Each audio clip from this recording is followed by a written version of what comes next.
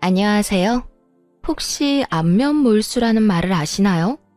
아는 사이인데도 아예 모르는 척하거나 뻔뻔하게 굴 때 쓰는 말이라고 하더라고요. 이런 말이 어울리는 사람에 대한 기억이 최근 우연한 만남을 통해 떠올랐는데 여러분과 공유하고 싶어 이렇게 사연글을 보내게 됐어요. 그 사건의 주인공은 바로 전 시모와 그 가족들이에요. 그들에 대해 말하려면 남편과 제 사이에 대해 먼저 알려드려야 할 것 같네요. 남편은 같은 고향 출신으로 동갑내기 고교 동창이에요. 남편과 친해지게 된 계기는 친정어머니 덕분이었어요. 친정어머니는 제가 고등학생일 무렵 다니던 학원 근처에서 분식집을 하셨거든요. 그래서 근처 학원을 다니는 친구들이 어머니가 하는 분식집을 자주 찾았어요. 남편 역시 단골이었던 거죠. 남편이 조금 소심한데 어릴 때는 지금보다 더 주눅 들어 있었거든요. 남자아이 혼자 떡볶이 먹으러 온 걸 보고 어머니가 신경을 많이 써줬어요. 남편은 식탁 위를 항상 깔끔히 정리해서 어머니한테 칭찬도 많이 받았고요. 그리고 저는 남편과 같은 학원에 다녔었기 때문에 자주 만났죠. 그때 남편이 저한테 그랬거든요. 너희 집은 진짜 즐거워 보이네. 넌 좋겠다. 진짜 부러워. 갑자기 무슨 오글거리는 소리야? 다른 집도 다 비슷하지 않아? 꼭 그렇지만은 않지. 넌 진짜 복 받은 줄 알아야 해. 나중에 알게 됐죠. 남편이 집에서 차별을 많이 당했다는 걸요. 알고 보니 재혼 가정이었는데 계모가 남편을 어릴 때부터 많이 차별했대요. 드라마에나 나오는 이야기라고 생각했는데 직접 들으니 참 마음이 안 좋더라고요. 계모의 아들인 남동생은 새 것만 들고 다니는데 남편은 늘 같은 걸 들고 다녔고요. 밥도 제대로 못 얻어먹는지 매번 우리 분식집에서 배를 채우더군요. 화목한 우리 집을 보며 부러움을 느끼는 남편이 측은해서인지 관심이 가기 시작하고 점점 마음을 키워갔던 것 같아요. 그렇게 대학 들어가서 연애를 시작하고 직장인이 된 후에 결혼을 하게 됐죠. 내가 이 사람을 행복하게 해주고 싶다고 생각했어요. 그런데 시댁이 참 정글 같은 곳이더군요. 일단 시부는 저를 엄청 좋아해 주셨거든요. 그래, 어릴 때부터 봐온 사인이 참 좋구나. 사부인께서는 잘 계시지? 네가 며느리가 돼서 얼마나 기쁜지 모른다. 게다가 대학병원 간호사가 내 며느리인 게 얼마나 자랑스러운지 친구들한테 자랑도 많이 하고 다녔지. 그런데 허허 웃는 시부의 말이 끝나자마자 시모가 날카롭게 받아치더군요. 의사도 아니고 꼴랑 간호사인데 뭐가 그렇게 자랑스러워요? 세상에 자랑할 게 그렇게 없어요. 당신 둘째 아들이 데려온 며느리가 얼굴이랑 행동이 이쁘지. 첫째는 영 뻣뻣하고 인물도 별로라 내 마음에 들지가 않는데. 당신 제발 마음 좀 곱겠어. 애들 앞에서 이게 무슨 추태야? 추태는 무슨 추태예요? 그리고 당신 진짜 이럴 수 있어요? 결혼을 같은 해에 하는데 왜 첫째한테 돈을 더 많이 줘요? 둘째는요? 둘째가 여태 사업한다고 가져간 돈은 생각 안 해. 첫째는 평생 돈 달라고 한 적이 한 번도 없잖아. 아무리 발이 안으로 굽어도 그건 아니지. 사업하는데 돈이 필요한 걸 그럼 어떡해요? 어쨌든 둘째도 첫째만큼 지원 안 해주면 가만히 안 있을 테니까 그렇게 알아요. 저 말이 나오면 그때부터 남편의 순환 시대였죠. 시모가 쓸데없는 일로 남편 불러내고 고생시키고 말도 아니었거든요. 그런데 결혼을 하고 나니 제가 타깃이 되더군요. 저야 대학병원 간호사라 3교대로 일해서 바빠 죽겠는데 그런 치사한 괴롭힘에 어울려줄 시간이 없었어요. 남편에게도 시모가 무슨 일 시키면 바쁘다고 하라고 말해뒀고요. 그저 시부가 시키는 일만 잘하라고 했어요. 그렇지만 항상 화를 피해갈 수 있는 건 아니었어요. 명절 때마다 음식을 모두 혼자서 해야 했거든요. 시모가 동서와 저한테 시키겠다고 했지만 사실상 저에게만 다 맡겼으니까요. 형님, 이것도 좀 치워주세요. 무슨 주방이 이렇게 더러운지. 좀 치워가면서 해요. 살림 안 해본 티가 나네. 그리고 간도 좀 더 하시고요. 이렇게 맛없으면 아무도 안 먹어요. 시모를 등에 업고 동서는 사람 좋은 얼굴로 온갖 일을 다 시켜댔어요. 그럼 집에서 쉬는 동서가 일 좀 해. 나한테 시키지 말고. 그리고 아버님 몸 안 좋으신 거 몰라? 간 세게 했다가 아버님 병원 가시면 동서가 수발 들 거야. 무슨 말을 그렇게 하세요? 전 그냥 맛없다고 한 것뿐이죠. 그리고 지금 저 일 안 한다고 무시하세요? 제가 남편한테 얼마나 신경을 많이 쓰는데요. 그럼 좀 가서 도련님한테 신경이나 쓰든가. 왜 입으로 혼수나 둬? 미리 말하지만 여기 아버님도 같이 계신 거 알지? 아버님 이야기를 꺼내면 동서의 기세는 물을 뒤집어 쓴 불꽃처럼 사그라들었어요. 아무리 시모의 위세가 대단해도 아직까지 이 집안의 보스는 시부니까요. 시부가 평소에는 유약했지만 첫째 며느리인 절 건드리는 걸 가장 싫어하셨거든요. 부모님이랑도 잘 아는 사이셔서 잘 지낼 수 있도록 최대한 배려해 주셨고요. 그럼에도 5년 동안이나 혼자서 조용히 명절 음식을 다 한 건 저 나름대로 다른 노림수가 있어서 그랬던 거예요. 이 정도면 됐다 싶은 기간이 딱 5년이었거든요. 모두가 나 혼자 일을 다 하고 있다는 걸 알만한 시간. 5년이 지나자 저도 슬슬 본색을 드러냈죠. 어머님, 아버님, 이번 추석에는 제가 전날에 음식하러 못 올 것 같아요. 여태까지는 사정해서 당직을 빠졌는데 다른 사람들 일정을 무시할 수가 없어서요. 로테이션으로 돌아가며 일정 잡는데 저만 매번 명절에 빠질 수는 없잖아요. 즉, 명절 전날에 일하러 가야 해서 시댁에 못 온다고 못 박아버린 거죠. 그런 게 어디 있니? 네가 없으면 어떡하라고? 어머님도 참, 며느리가 저 하나뿐인 것도 아닌데 무슨 걱정을 하세요. 동서 혼자서도 잘할 거예요. 전업주부라 살림도 남편 내조도 잘하는 동서가 설마 제사 음식 하나 못하려고요? 웃으며 그렇게 말하자 시모가 역정을 내더군요. 아니, 여태까지 잘 빼줬다가 왜 이번부터는 안 된대? 너 그냥 음식 안 하고 싶어서 일한다는 거 아니니? 어머님, 대학병원에 일하는 사람이 얼마나 많은데요. 저만 계속 그 날짜에 빠질 수가 없어요. 다른 사람들도 생각해야죠. 그래, 그건 새아기 말이 맞다. 며느리가 둘이나 있으니 이번에는 둘째에게 시켜보자. 첫째 혼자서도 그만큼 했는데 둘째라고 못하겠어? 그렇지? 시부가 그렇게 얘기하자 동서는 말도 없이 우물쭈물하기만 하더군요. 우더러니 시키니 안 된다 말은 못하겠고 중간에서 곤란하겠더라고요. 그래서 손윗사람으로서 등 떠밀어줬죠. 동서가 못하는 게 아니에요. 어머님이 워낙 동서를 아끼시니 그간 실력을 볼 기회가 없었던 것뿐이죠. 전업주부로 5년을 지냈는데 설마 음식 하나 못하겠어요? 이번에 그 솜씨 한번 발휘해줘요. 알았죠? 결국 동서 혼자 명절 준비를 하게 됐어요. 동서가 미친 듯이 때려봤지만 뭐 어쩌겠어요? 그날 일이 있어서 전 못 나오는 걸요. 그렇게 명절이 되어 일을 끝내고 시댁으로 갔더니 세상에 동서 혼자 정말로 준비를 다 했더군요.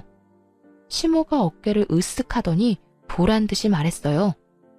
봤니? 맛도 그렇고 모양도 그렇고 금 잡을 데가 한 군데도 없어. 거기다가 나 고생할까봐 전날 집에서 다 해오는 정성까지. 예, 그런 건 좀 보고 배워라. 정말 잘했네요. 동서, 수고했어. 그런데 형님, 오늘 일한다고 하시지 않았어요? 그런데 제가 받은 이 문자는 뭐죠? 동서가 뜬금없이 보여준 문자에는 사진 한 장이 첨부되어 있었어요. 저와 웬 남자가 커피를 마시는 사진이요. 다름이 아니라 점심때 보험회사 직원이 상품 하나가 너무 잘 나왔다고 저한테 상담 한번 받아보라고 연락을 했거든요. 마침 남편 보험이 너무 부실했던 터라 한번 상담을 받아볼까 해서 만났죠. 그런데 그때의 모습이 떡하니 찍혀 있더라고요. 제 뒷조사라도 한 모양이었어요. 솔직히 깜짝 놀랐어요. 일하기 싫다고는 해도 이런 짓까지 하다니. 동서는 바쁘지도 않았어? 어떻게 음식 준비하면서 이런 사진까지 다 찍었대? 말 돌리지 말고 이야기나 해주세요. 오늘 일하신 거 맞아요? 그러자 옆에 계시던 시부모님이 대답을 빼앗아 갔어요. 질부, 오늘 병원 출근한 거 맞다? 내가 오전에 질부 병원에 병문안을 가고 오후에는 진료를 보러 갔거든. 그때 다 있었어. 이 사진은 점심시간에 찍힌 것 같은데? 점심 밖에서 먹었니? 네, 보험회사 직원이에요. 저는 딱히 필요가 없는데 남편 보험이 부실하더라고요. 실손보험 외에 다른 보험은 하나도 없어서 잘 됐다 싶어서 만난 거였고요. 그런데 동서는 어디서 이런 문자를 받았어? 남편이 근처 지나다가 형님을 봤다고 해서 찍은 거예요. 아니면 됐어요. 식사나 하세요. 트집을 잡으려다가 시부모님이 편들어주자 아무 말 못하고 식사나 하라더군요. 그렇게 식사를 하다가 중간에 나서서 말했어요. 그런데 동서, 솜씨가 정말 좋다. 너무 맛있는데? 그렇지 않아요, 아버님? 그래, 둘째 며느리가 생각보다 요리 솜씨가 굉장히 좋구나. 고모님도 맛있으시죠? 그래, 첫째 질부한테는 좀 미안한 말이긴 한데 둘째 솜씨가 굉장히 좋아. 간도 딱 좋고. 저한테 미안하실 게 뭐가 있어요. 사람들한테 맛있다는 말을 들으니 동서도 기분이 좋은 모양이더군요. 덩달아 옆에 있던 시모도 자신만만한 표정으로 저를 쳐다봤고요. 그 모습이 너무 웃겨서 그저 웃었어요. 그리고 이렇게 말해줬죠. 그럼 앞으로는 동서가 음식 준비하면 되겠네. 사실 내가 요리를 너무 못해서 항상 죄송하고 민망했거든. 동서 요리 솜씨가 이렇게 좋은데 그걸 뭐하러 썩혀? 그냥 명절마다 이렇게 다른 사람들도 즐길 수 있도록 하면 될 것 같아. 제가 왜요? 이때까지 형님이 다 하셨잖아요. 어른들께서도 동서 솜씨가 참 좋다고 하시잖아. 좋은 솜씨 그렇게 썩히는 거 아니야. 그리고 아버님, 어머님, 다음부터는 명절 전후로 빠지기가 조금 힘들 것 같아요. 제가 진급을 해서 쉬는 날 빠지기가 곤란해졌어요. 동서가 음식도 잘하고 이렇게 다들 좋아하시니 양해를 좀 구해볼게요. 괜찮죠? 뭐 그렇게 바쁘다고. 집안일에 도움 안 되는 너보다 둘째가 훨씬 낫구나. 그럼 그렇게 해라. 너희 시아버지도 둘째 솜씨를 더 좋아하시니. 시부에게 이참에 잘 보일 생각이었는지 시모가 웬일로 허락을 하더군요. 저야 그저 웃음이 날 뿐이었죠. 뒤에 있는 동서 표정이 썩는 것도 모르고 자기 마음대로 결정해버렸으니 그때 동서가 급하게 대화에 끼어들더군요. 왜 그래? 동서, 할 말 있어? 네. 그게 사실 이번에 준비해온 음식들 반찬 가게에서 다 산 거예요. 눈을 찔끔 감고 말하는 동서를 보니 진짜로 웃음이 터질 것 같았어요. 참으려면 허벅지를 꽉 꼬집어야 할 정도였죠. 뭐라고?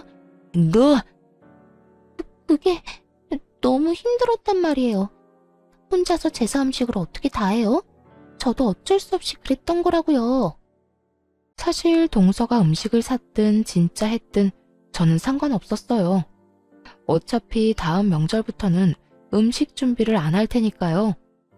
그런데 시모에게는 청천벽력 같은 말이었나 봐요. 믿었던 도끼에 발등 찍힌 기분이지 않았을까요? 역시나 시모 표정이 완전 귀신처럼 흉악해지더군요. 정신 나갔어? 어떻게 제사 음식을 사놓고 직접 했다고 속일 수가 있어? 아무리 아끼는 며느리라도 이런 상황에서는 미운 모양이었어요. 어머님, 잘 드셔놓고 왜 이제 와서 화를 내세요? 화를 안 내게 생겼어? 못할 것 같으면 못하겠다고 말을 했었어야지. 어디서 사서 가져와 놓고 네가 했다고 거짓말을 해? 가족들 앞에서 날 거짓말쟁이로 만드니 기분 좋니? 도대체 애가 생각이 없어 넌? 동서가 시모에게 먼지 한 톨 남기지 않고 털리고 있는데 시고모님이 말하더군요. 옳게, 애 그만 잡아요. 힘든 것도 사실이지. 그간 첫째 질보 혼자서 얼마나 힘들었는지 잘 알게 됐으니 좀 바꾸는 게 어때요? 이렇게 반찬 가게에서 사 먹는 거 난 나쁘지 않은데? 넌 어떻게 생각하니? 저도 뭐 괜찮네요, 누님. 안 그래도 매번 첫째 아가 혼자 고생하는 거 보고 마음이 쓰였는데 다음부터는 그냥 음식 사서 제사 지내도록 하자. 다들 그러시다면 어쩔 수 없죠. 결국 시모는 어쩔 수 없이 모두의 의견에 동의할 수밖에 없었어요. 동서를 밀어주려 했는데 그간의 제 노고만 빛났으니 얼마나 속이 쓰렸겠어요. 마지막에는 저만 그동안 고생 많았다는 말을 들으며 그날 하루가 끝났죠. 동서는 그 뒤로도 시모에게 그 일로 계속 욕을 먹더군요.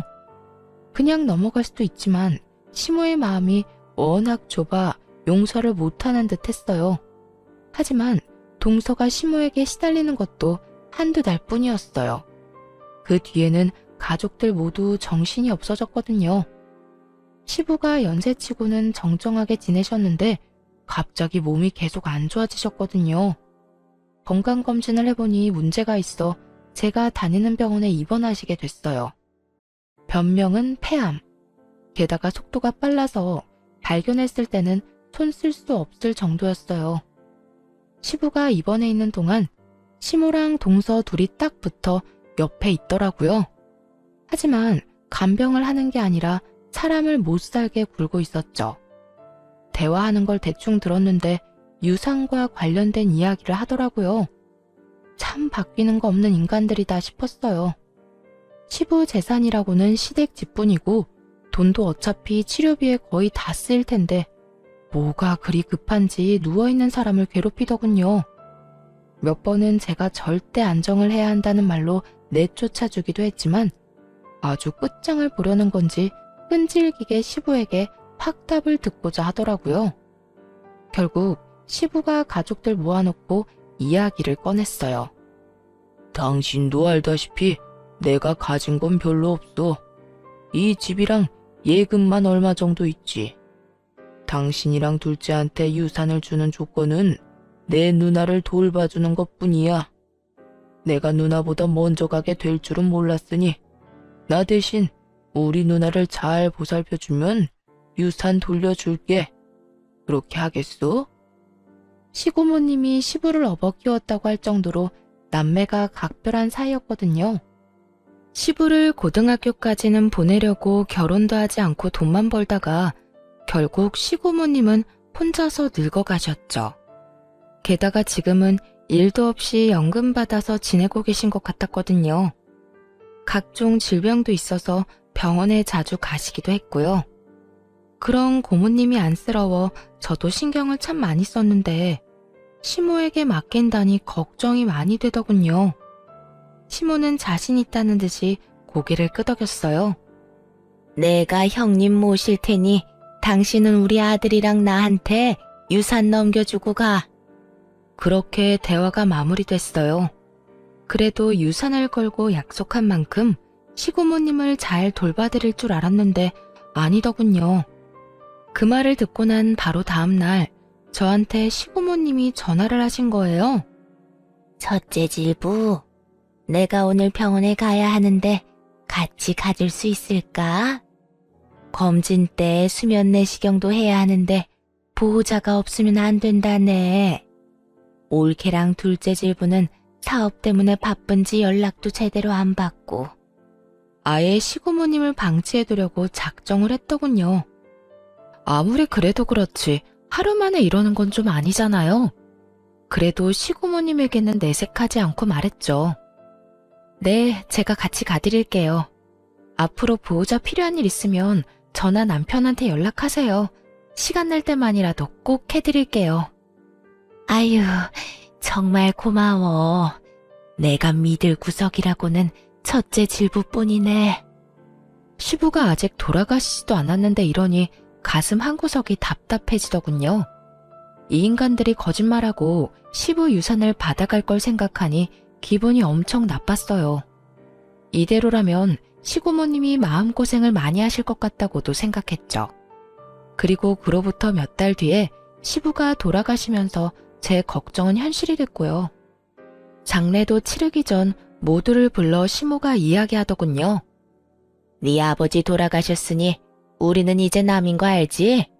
피 한 방울 안 섞인 남인데 언제까지고 네 고모를 우리가 모실 수는 없지 않니? 그러니 앞으로 너희가 모셔. 어머님이랑 서방님, 동서가 고모님 모시는 대신 유산 받기로 한 거 아닌가요? 그런데 갑자기 이런 말씀을 하시다니요. 유산? 유산이라고는 한 푼도 없는데 어쩌니? 내 남편이 여태껏 자식 돌봐줘서 고맙다고 나한테 그 집 주고 갔어. 이미 그 집은 내 집이었다고. 그러니까 유산은 한 푼도 없는 거고. 이런 상황에서 내가 왜 너희 고모를 모시니? 나랑 우리 아들이 너희 고모랑 피가 섞였어 뭐가 있어? 어머니, 지금 아버지가 돌아가시기도 전에 명의를 변경했단 이야기예요? 어떻게 그러실 수 있어요? 아버지가 동의하신 거 아니죠? 남편이 느낀 배신감은 상상 이상이었을 거예요. 설마 시부가 죽기 전에 저런 짓을 해놨을 줄 몰랐을 테니까요. 어머, 얘 좀 봐. 그 사람이 동의를 안 하면 내가 어떻게 그 집을 내 걸로 만들어. 그리고 네 아버지 장례는 알아서 치러라. 내가 늙은 영감 죽을 때까지 수발 들어줬는데 이 정도는 너희가 알아서 해야 하는 거 아니니? 수발을 든 게 아니라 아버지 닥달해서 재산 다 빼돌리려고 한 거겠죠. 저희도 이대로는 그냥 못 넘어갑니다. 못 넘어가면 뭐 어쩔 건데. 미련하긴. 그러게 잘 좀 하지 그랬어. 그랬으면 그 영감이 뭐라도 더 챙겨주고 떠났을 텐데. 하나도 안 남긴 거 보면 네 아버지가 널 어떻게 생각했는지 알겠다. 그리고 앞으로 뭐 하든 우리 찾지 마라. 이제 남남이야 남남. 장례식이 끝나기도 전에 선을 긋는 시모와 서방님네를 보며 정말 치를 떨었어요. 시부의 죽음에 충격받은 시고모님은 주저앉아 일어서지도 못하고 계셨죠. 얼른 다가가 시모와 다투는 남편을 대신해 시고모님을 부축해드렸어요. 경수, 가진 것도 없는 노인 모실 생각하니 어때요? 우리는 가족이 아니라 부양 의무가 없는데 어쩌나. 나중에 장례비가 더 나오긴 하겠지만 그래도 가족 좋다는 게 뭐예요? 좀 챙겨주시고 고생들 하세요.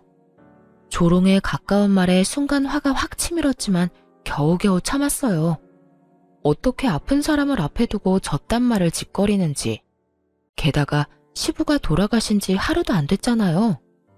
사업 자금이다 뭐다 돈도 많이 받아간 주제에 바로 생판 남처럼 구는 놈을 보니 너무 역겨워서 차라리 가족이 아닌 게 다행이다 싶을 정도였죠. 그렇게 저와 남편만 남아 시부의 장례를 치렀어요. 그런데 장례가 끝나고 나니 억울하다는 생각이 들었어요. 시부 재산을 이렇게 싹 다 뺏기는 건 진짜 아니잖아요. 그래서 소송을 준비했어요. 그 집이라도 가져오려고요. 그런데 상대방도 절대 그 집을 안 뺏기려고 발악하며 애를 쓰더군요. 소송한 지 얼마 안 돼서 시고모님이 저희를 찾아왔어요. 소송 취하하는 게 어떻겠니? 솔직히 그 이야기 듣는데 너무 원망스럽더라고요. 돈이 문제가 아니었어요. 남편에게는 아버지의 마지막이 걸린 문제였죠. 그것마저 뺏기면 시부와 남편은 시모에게 평생을 당하고만 산 것일 테니까요. 고모님, 그래도 그 집은 아버님 거예요. 원래라면 남편이 받아야 할 집이고요. 이대로면 아버님도 억울하실 거예요. 잘 알아. 그러니 취하하라는 거야. 내가 네 시아버지한테 부탁받은 게 있어서 그래. 뭔지는 잘 모르겠지만 돌아가신 시부에게 부탁받은 게 있다니 일단 소송을 취하하기로 했어요. 그러자 시모와 서방님이 찾아왔더군요. 그래, 잘 생각했다. 그러게 패할 소송을 왜 하니? 변호사가 딱 봐도 너희가 질 것 같다고 한 거니? 그래서 소송 취하한 거야? 이렇게까지 캐묻는 이유는 단순했어요.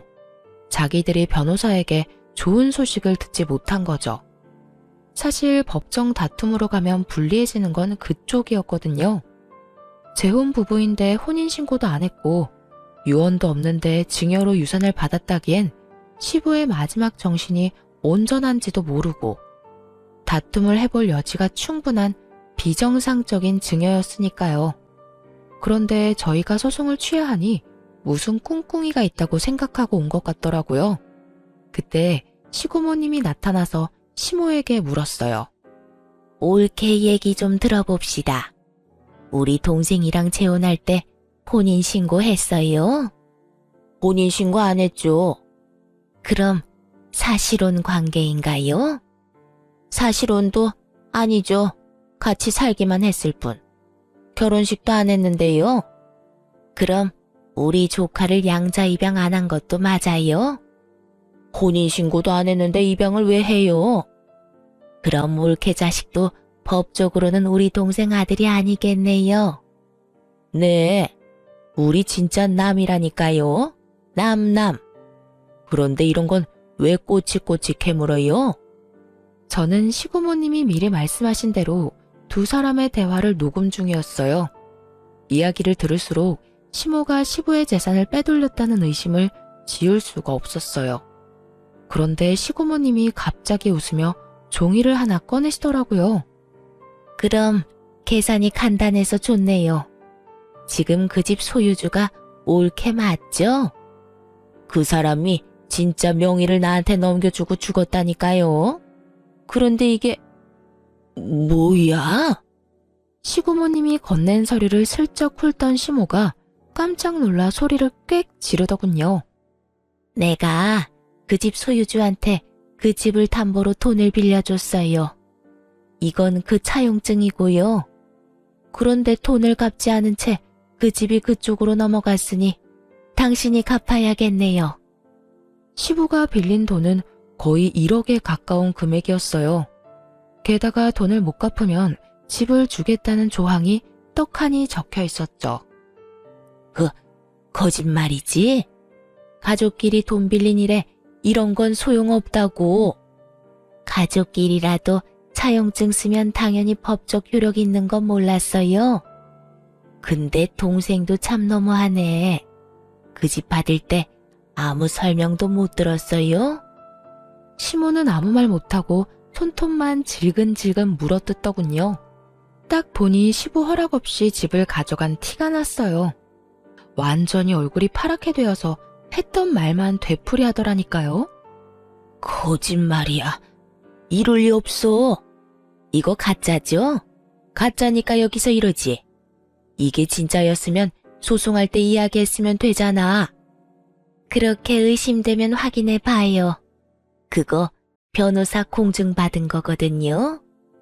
그 말이 끝나기도 전에 시모가 서류를 쫙쫙 찢어버렸어요. 이런, 원본은 당연히 변호사가 가지고 있어요. 그러니까 사본은 얼마든지 찢어도 상관없어요. 평온한 시고모님 말투에 시모는 미쳐버리기 딱 일보 직전이더라고요.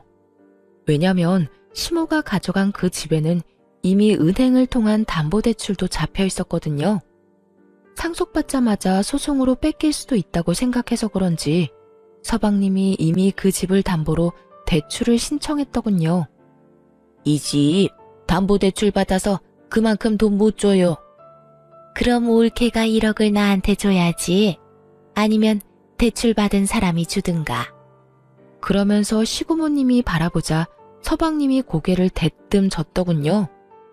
안 돼요. 이미 사업자금으로 다 들어가서 뺄 수도 없어요. 너 모아둔 돈도 없니? 지금 그 집 뺏기면 엄마 살 곳도 없어.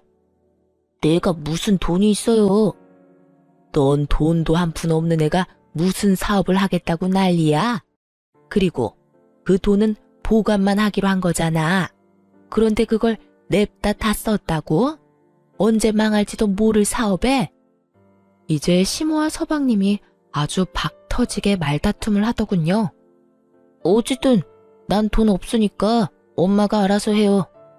엄마는 이런 것도 안 알아보고 도대체 뭐 한 거예요? 그렇게 아들이 못 준다고 버티는 통에 결국 시모는 집을 팔아서 마련해야 했어요.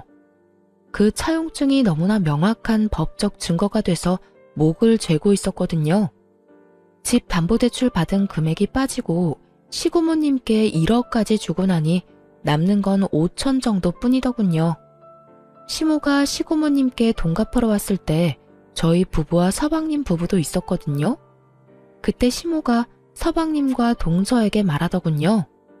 이제 난 돈도 집도 없다.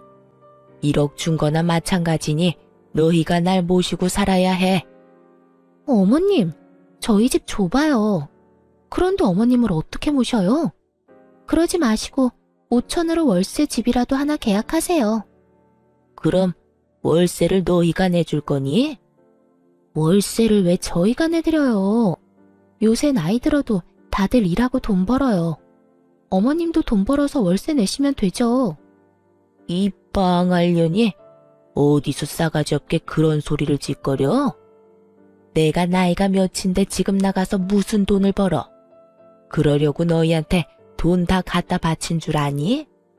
그리고 야, 아들, 넌 네 마누라가 졌단 소리 하는데 왜 이렇게 태연해?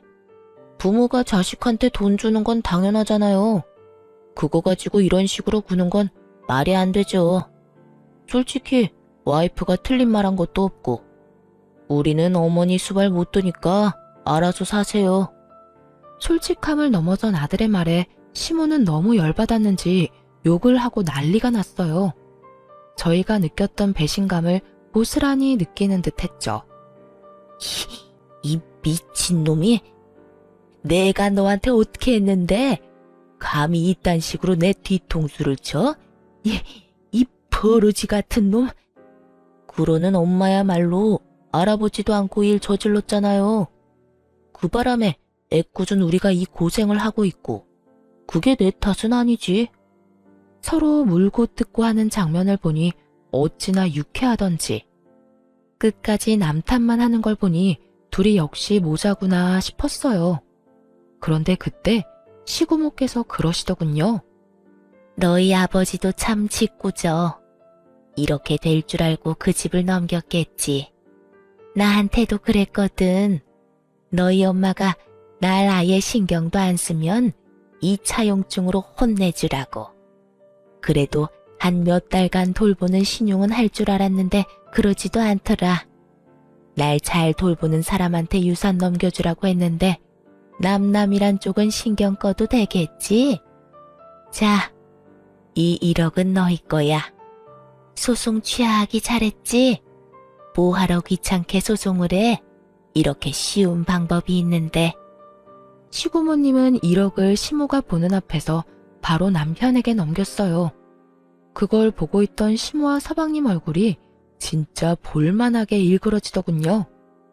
우와, 아버지 진짜 사람 뒤통수를 이렇게 친다고?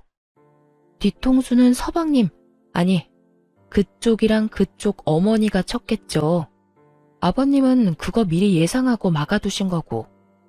아버지라는 말 입에 담지도 마세요. 남이라면서. 남의 아버지를 왜 자기 아버지래? 정신 나갔어요? 매섭게 쏘아붙이자 서방님은 말도 못하고 빤히 쳐다만 보더군요. 왜요? 내가 틀린 말 했어요? 언제는 남남이라면서요. 아버지 아니라며. 피 한 방울 안 섞였다며. 형수, 진짜? 누가 당신 형수야? 한 번만 더 형수라고 불러봐요.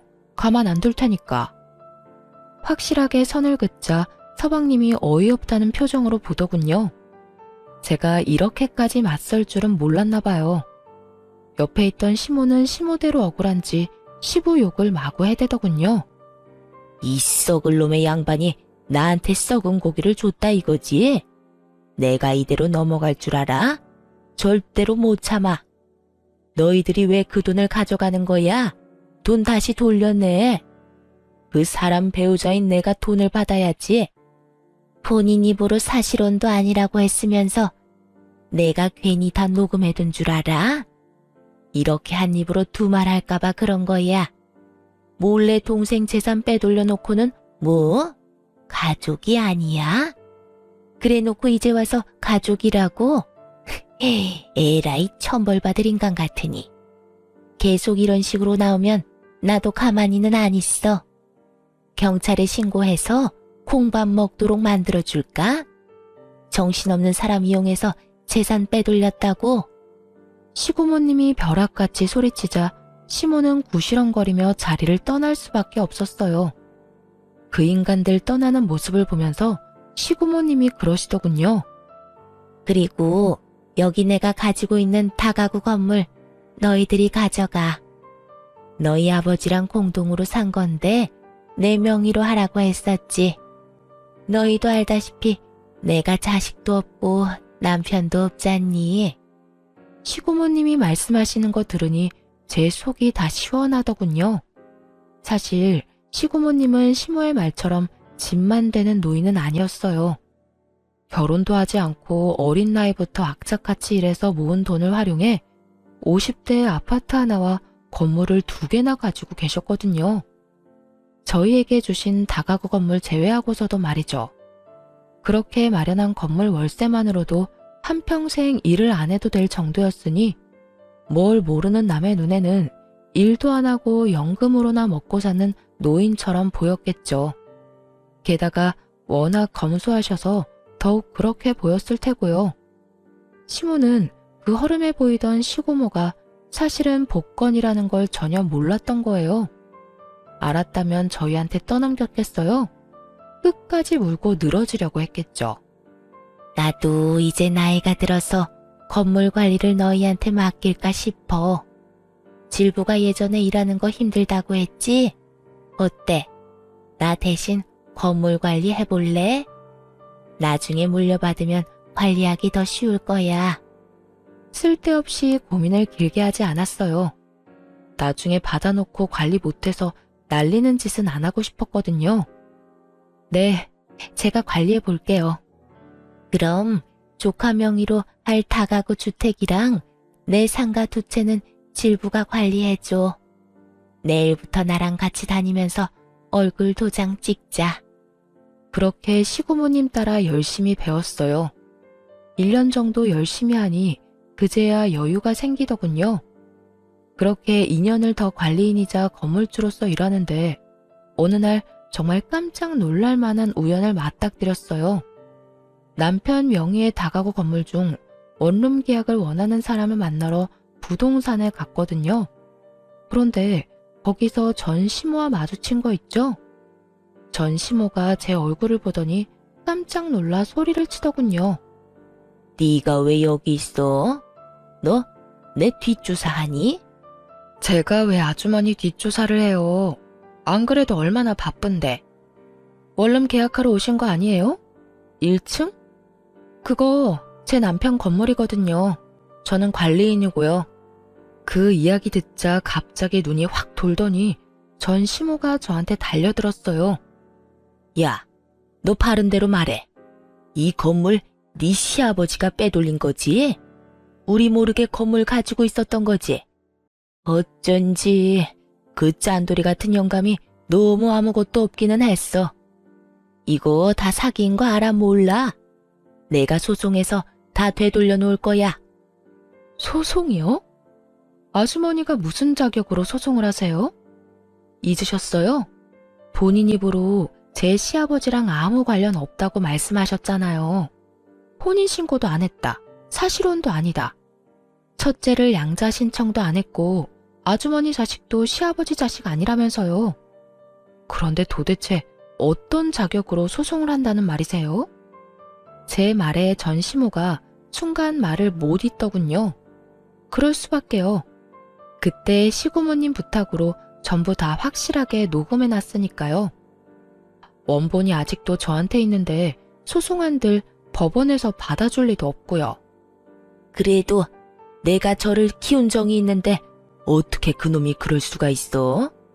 이런 식으로 아버지 재산 빼돌려서 내 뒤통수를 치다니. 아이고, 억울해서 못 살겠네. 신세 한탄을 시작한 전시모를 보며 피식 웃어주고는 말했죠. 그러게, 처음부터 고모님한테 잘 좀 하시지 그랬어요.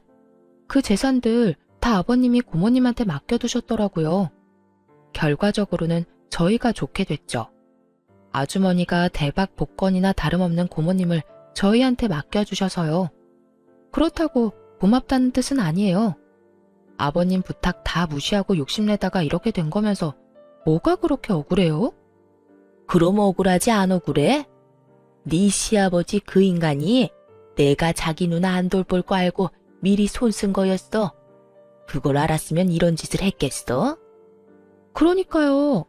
자기가 잘못된 선택을 해놓고 왜 남 탓을 해요? 대신 사랑에 맞지 않는 아드님이랑 며느리 덕 좀 보세요. 그런데 그것도 쉽지 않나 봐요. 혼자서 월세방 계약하려는 거 보면. 그 놈은 인간이 아니야. 내가 그렇게 집 뺏기니까 본색 드러내고 나를 버려버리더라고. 게다가 사업하다 다 말아먹고는 나한테 와서 들러붙잖아.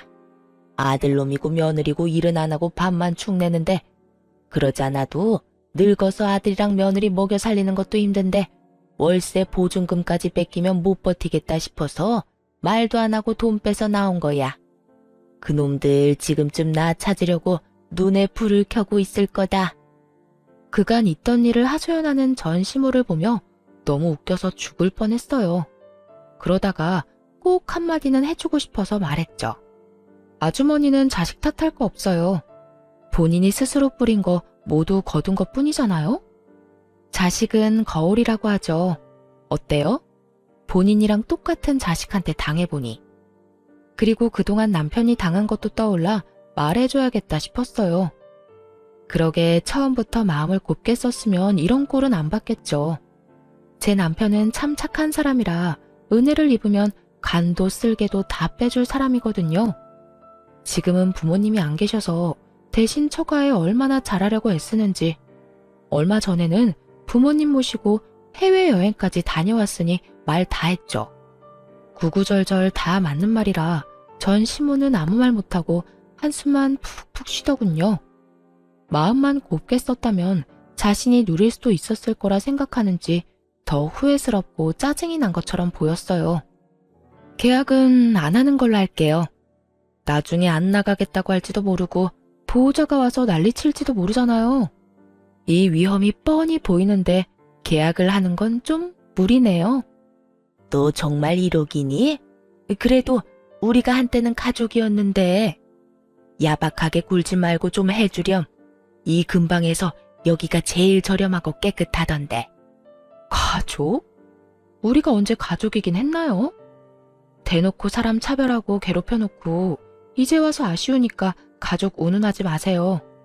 본인 입으로 아무런 관련 없는 사람이라고 했으니 엮일 생각하지 마시고요. 그렇게 대놓고 핀잔을 주자 전 시모는 결국 계약도 못하고 떠났어요. 나중에 그 이야기를 전해드리자 시부모님이 엄청 웃으시더군요. 그 자리에 없었던 게 너무 아쉽다면서요. 하긴 동생을 배신한 그 사람이 패가망신하는 모습을 정말 보고 싶으셨을 거예요. 착한 사람들이라 자기 마음대로 주물럭거릴 수 있을 줄 알았는데 마음 곱게 안 쓰다가 결국엔 크게 당해서 아무것도 없이 버려진 전 시모. 그런데도 아무도 불쌍히 여기지 않는 걸 보면 자업자득이라는 말이 딱 어울리겠네요. 오랜만에 악연을 만나고 그때가 떠올라 사연 써봤는데 잘 들으셨나 모르겠네요. 모두들 행복하고 즐거운 하루 되세요.